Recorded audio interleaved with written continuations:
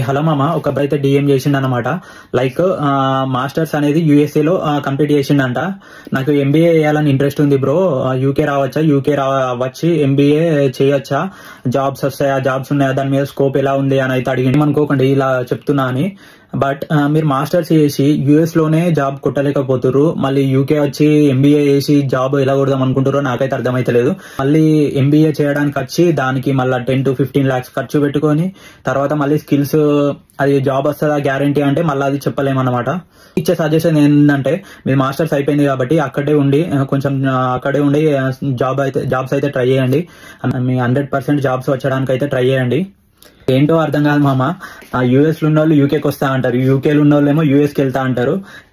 ఏ కంట్రీలో ఉన్నోనికి ఆ కంట్రీలో ఉండబుద్ధి అయితే లేదన్నమాట.